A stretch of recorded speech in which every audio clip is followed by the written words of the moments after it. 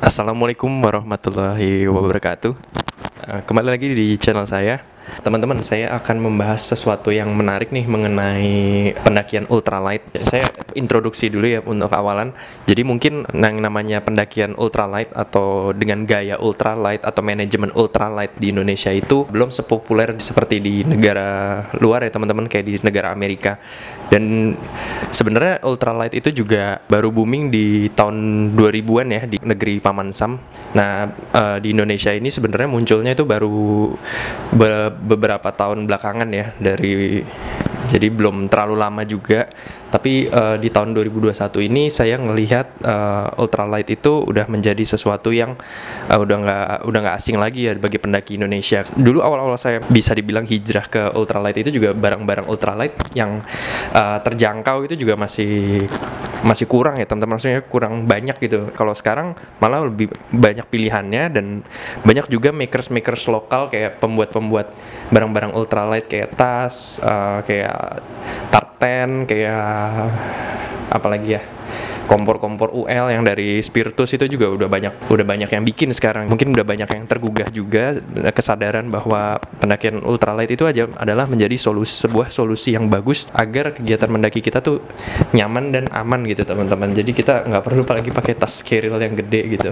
Apalagi kita tahu di gunung-gunung di Indonesia itu jarang ya yang jalannya tuh datar. Jadi kita kalau naik dari elevasi yang 0 ke elevasi ribuan meter itu, elevasi itu selalu naik gitu. Dan itu terjal dan bisa dibilang itu adalah hiking. Jadi kalau hiking itu lebih cocoknya tas-tas yang ringan teman-teman, bukan tas yang carry yang gede-gede itu. Kalau carry yang gede-gede itu adalah cocoknya untuk backpacking teman-teman. Jadi kalau backpacking itu kayak trip jalan-jalan di kalau cuma kayak nyantai-nyantai aja, camping gitu, kayak tas-tas porter gitu. Banyak nih pertanyaan dari subscriber saya yang di video saya hijrah ke ultralight itu banyak nanya, "Bang, kalau mau pindah ke ultralight itu apa aja sih yang perlu dilakuin yang awal gitu?" Nah, ini saya kasih tipsnya sekarang. Jadi kalau teman-teman bersyukur nih dapat info ini yang saya akan cerita selugas-lugasnya dan sepengetahuan saya teman-teman. Jadi kalau teman-teman kalau mau pindah ke ultralight tuh yang teman-teman fokusin adalah, kan teman-teman pasti udah mendaki ya. Sebelumnya udah punya peralatan yang gunung konvensional. Nah, teman-teman itu bisa fokus di namanya The Big Three teman-teman. Jadi The Big Three itu apa aja sih? The Big Three itu yang pertama shelter, tas atau backpack. Terus yang ketiga itu adalah sleeping bag dan ada satu lagi sleeping pad. Tapi sleeping pad sebenarnya nggak dihitung di Big Three ya. Tapi terserah sih, tergantung dari pribadinya. Kalau saya sih nggak ngitung sleeping pad atau matras itu sebagai the Big Three ya. Jadi the Big Three itu adalah shelter. Shelter itu termasuk ada dalamnya tenda. Terus ada backpack, ada SB. Jadi the Big Three itu adalah ketiga barang yang paling berat dalam tas kamu teman-teman, atau dalam pendakian kamu selama kamu mendaki. Kenapa harus the Big Three dulu teman-teman? Pasti teman-teman juga nanya gitu ya, kenapa harus ganti the Big Three? Karena the Big Three itu adalah ketiga barang yang paling berat.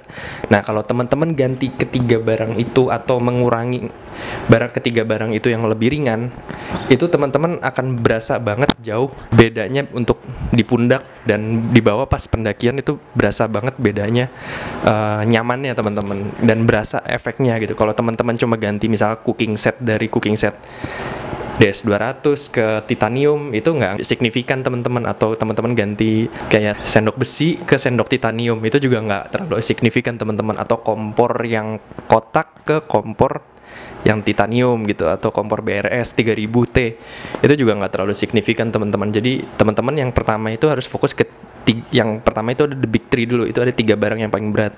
Nah, jadi syaratnya the Big Three apa aja sih? Jadi kan shelter, tadi saya udah nyebut shelter.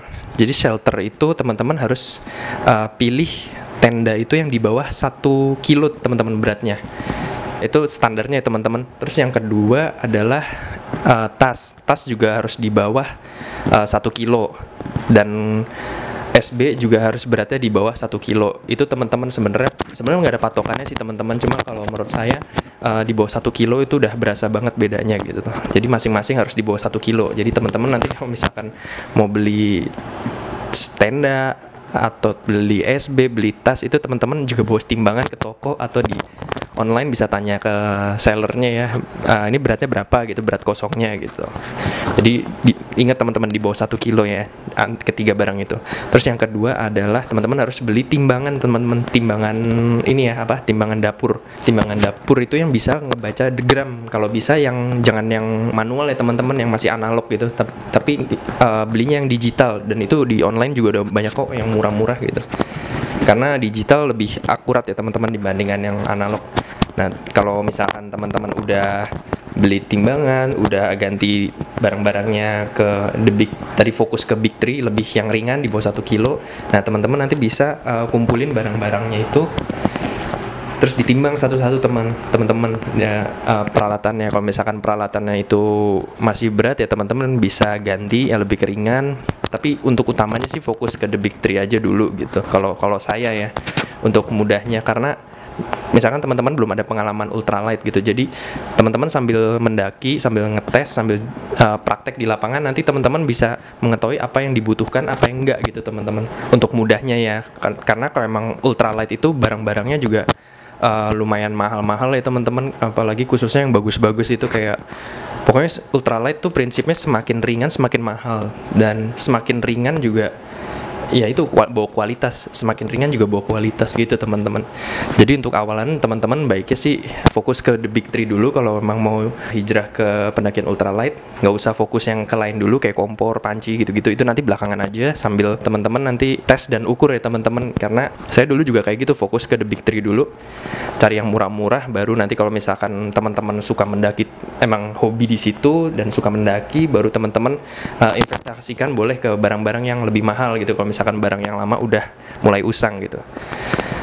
Mungkin teman-teman itu segitu yang bisa saya sampaikan mengenai apa itu the Big 3 dan apa yang hal utama yang misalkan pengen hijrah ke pendakian ultralight.